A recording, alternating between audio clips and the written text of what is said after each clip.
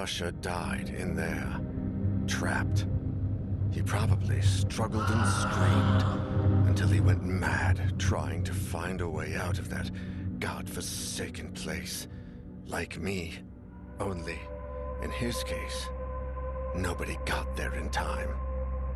I imagine he thought that there was a quicker way to go. The same way that Faber chose. And maybe I would have done the same in his place. What I saw myself do in that mirror was just too much. Is this what lies ahead? Maybe I already know it, but I'm trying to hide it from myself. Maybe deep down, I know it's a hideous omen of what the future has in store for me. Maybe I know that, like everyone who's come across that cursed box, I too will take my own life. That I would rather surrender to death than face whatever it is that lingers behind that infernal melody. I should burn the thing. Make that melody vanish from the face of the earth. But what about Ariadne? She's alive. What if only the box can stop this? I can't destroy it without knowing for sure.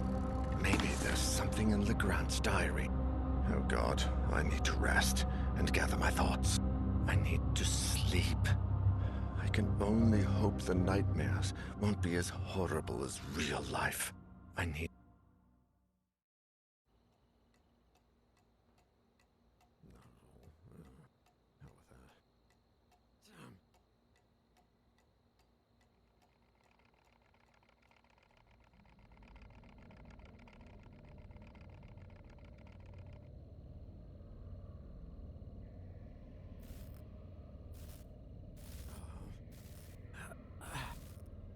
What?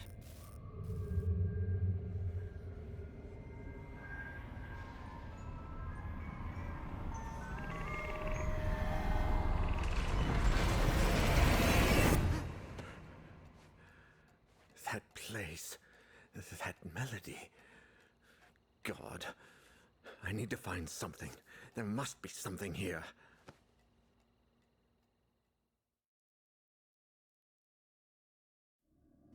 Faber, Husher, every single person who attended that cursed concert in the Abbey, the entire Legrand Amsberg family and I, we all heard the song. Argos Legrand's diary, which I found in that place beyond reality, was my only hope of unveiling something, anything that could take me down a different path than the rest.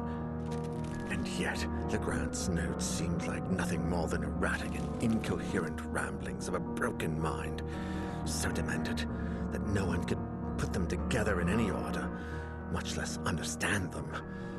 But I found something towards the end that made some kind of sense.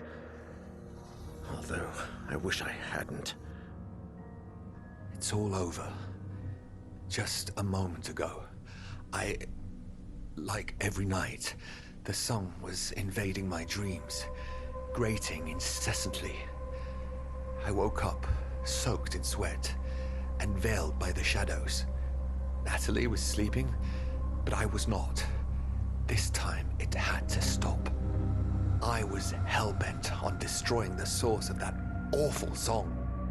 I went down to the basement and tore down the same wall I built myself. With each blow, I cursed the moment I decided to bring that melody into my home. I couldn't take it any longer. There she was, behind the wall. My wife, huddled in a corner, holding Elaine in her arms. I froze. If Natalie was there, what kind of diabolical creature was sleeping by my side? Monsters. All of them. My beloved Elaine, Natalie. The monsters had locked them away and wanted to take Ariadne. They wanted to take my baby. I grasped the mallet, determined to do whatever it took. I would not allow those fiends to take my daughter, not without a fight. They would rue the day they tried to harm my family. I would kill the monsters and the black figure and find my little girl. I followed them throughout the house. Every room was shrouded in darkness. There was something unnatural in the air. The melody had transformed into a choir of blood-curdling howls. But I finally cornered them in the bedroom, where I finished them off. I drew blood, and it flowed like a well from the grotesque black figures while they screamed and writhed, the vile, deceitful fiends.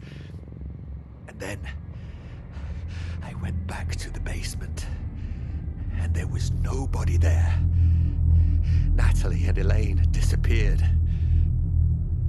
No, that isn't true. They had not disappeared. They had never been down there. They were upstairs, in the bedroom, where I had left them. There were no monsters in the house. Except me. Only me. Only me. And the presence.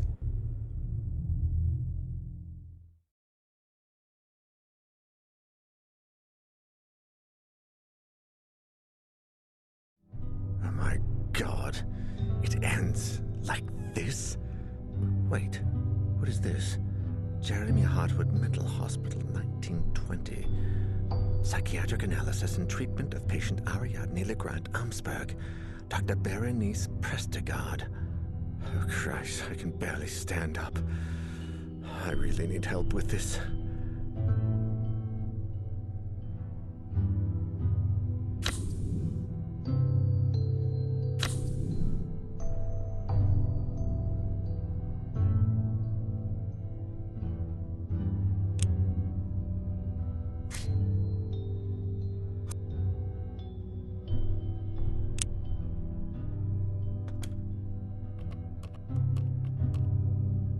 Sophie, I need your help.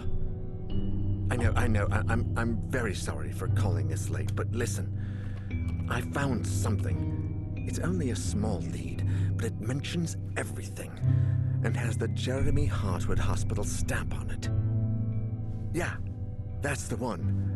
I know it's a bit far, but I think someone there, Dr. Berenice Prestegard, read this diary years ago and looked into this madness way before we ever did. It says 1920. There must be something left of her research. If I'm not mistaken, the hospital was abandoned shortly after World War I. So maybe everything is still there. Her notes, her files, something. No, I think I'm running out of time. I feel bloody exhausted. I can no longer tell the difference between reality and my hallucinations. I need you to look for something, anything, and call me. I know it's a lot to ask, but I don't want to end up like the rest. And something tells me I should visit Ariadne one last time. Yeah, take your cell and call me if you find anything. As soon as I find out what Dr. Prestegard was investigating, I'll drive over to the Legrand Amsberg mansion. Yeah, good luck to you too. And thanks.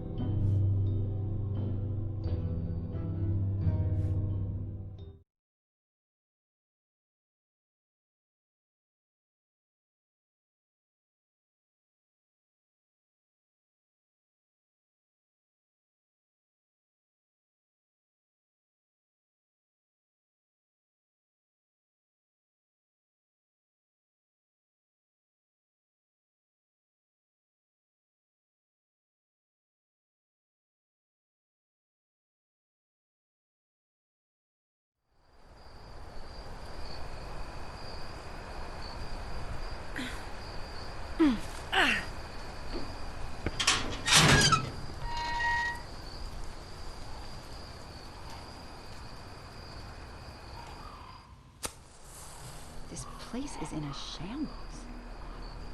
Wonder what I'll find here.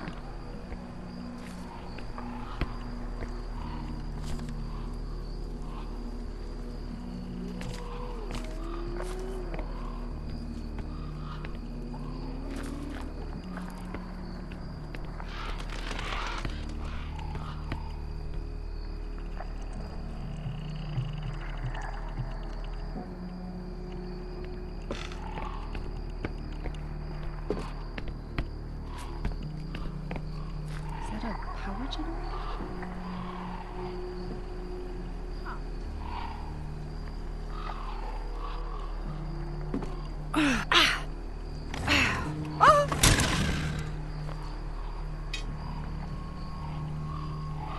Damn it. I'm gonna have to fix this, right?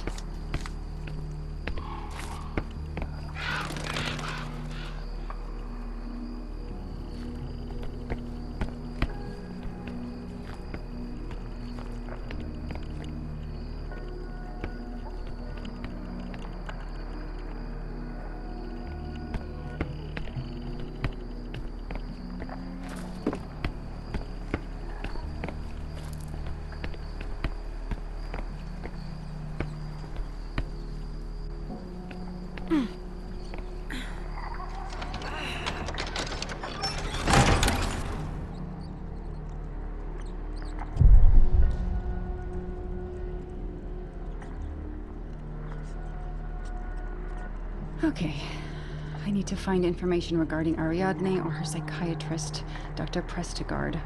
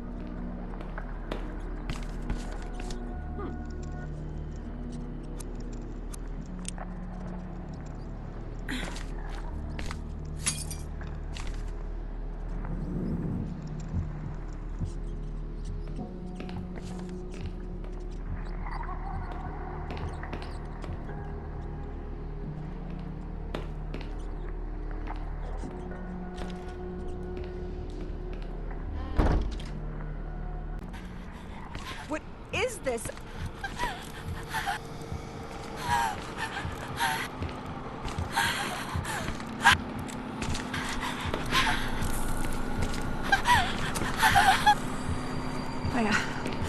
I have to keep moving.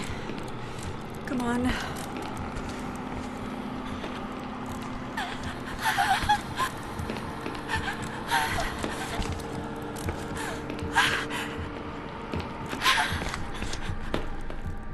Good God. I can feel my body again.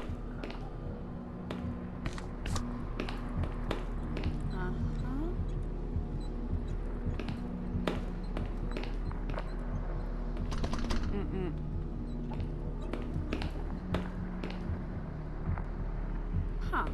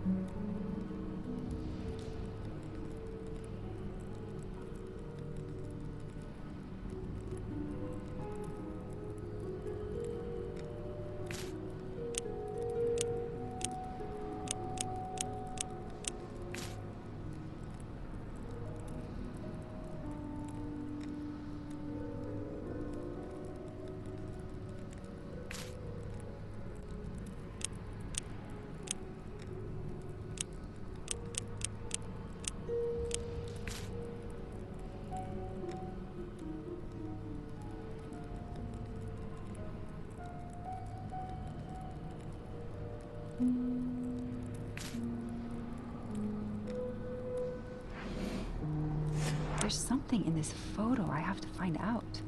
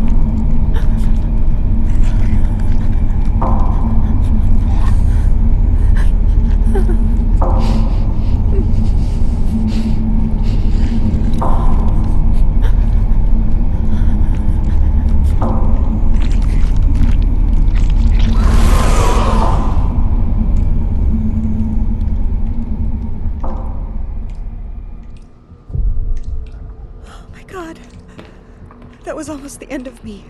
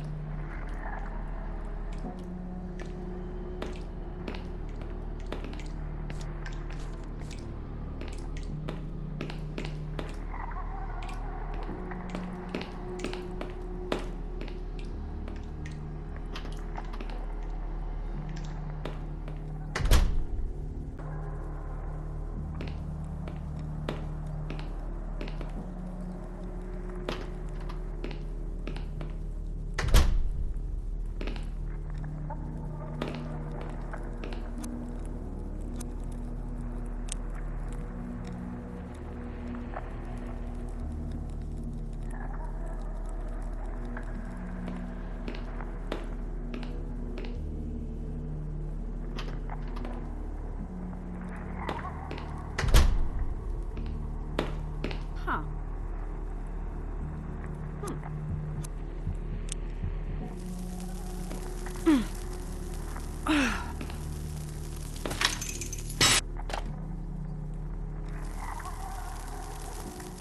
Oh no, shit!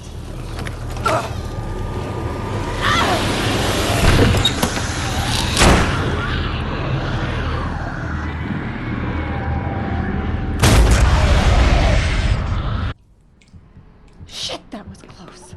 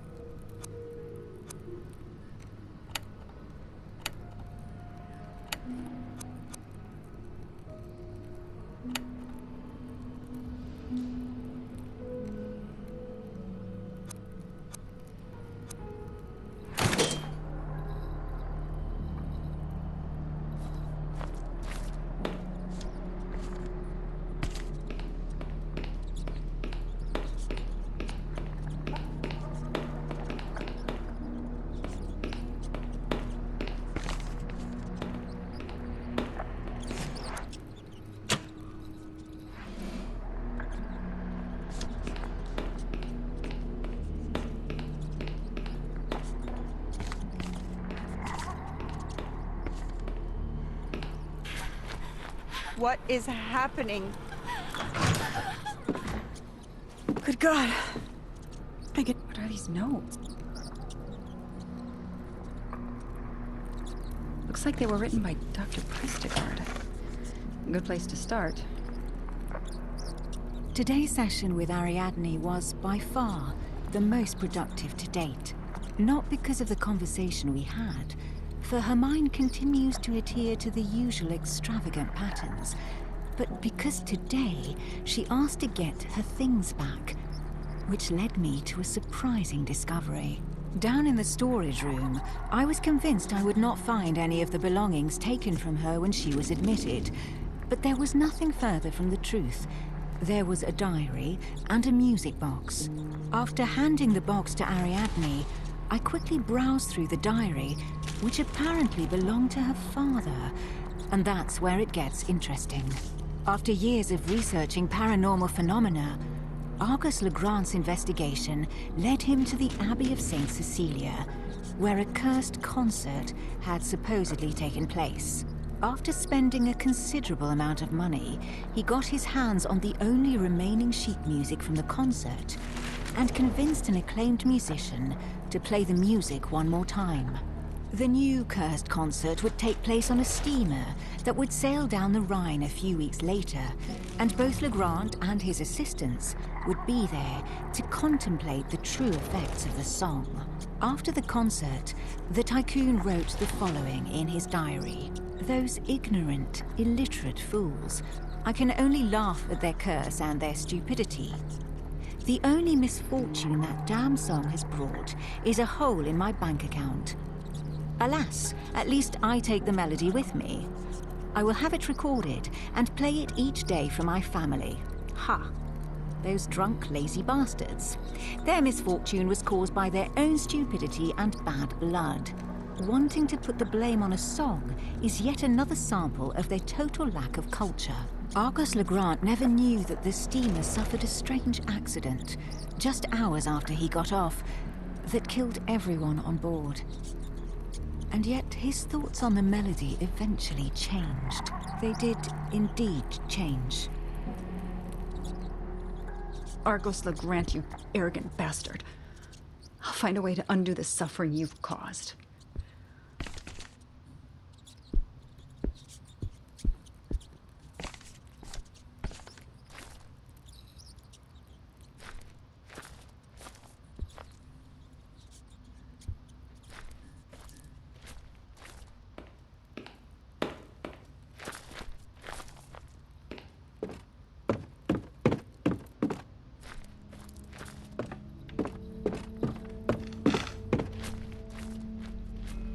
Huh.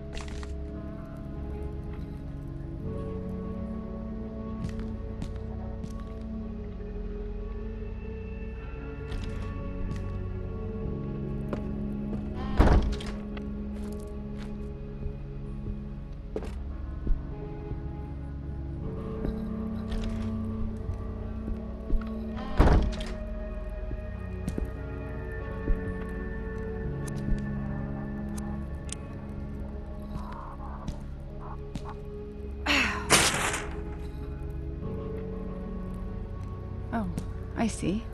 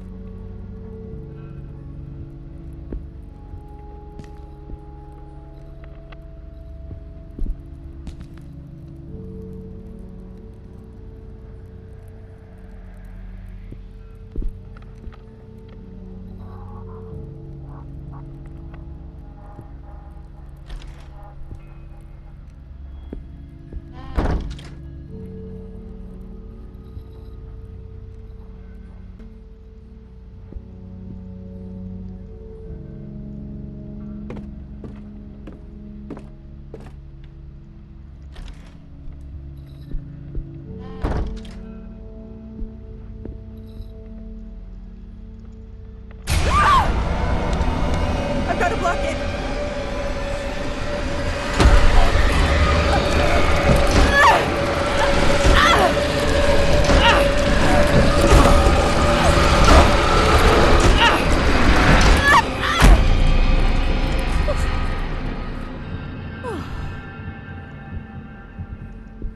I just barely made it.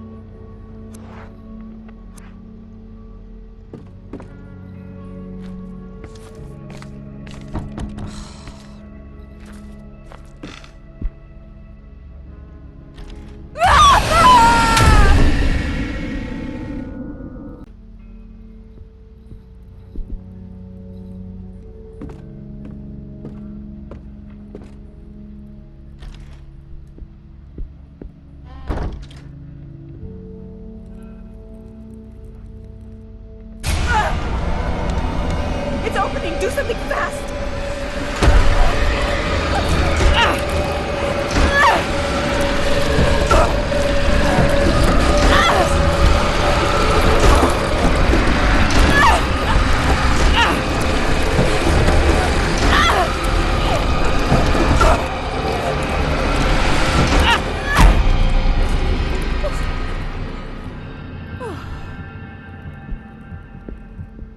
I just barely made it.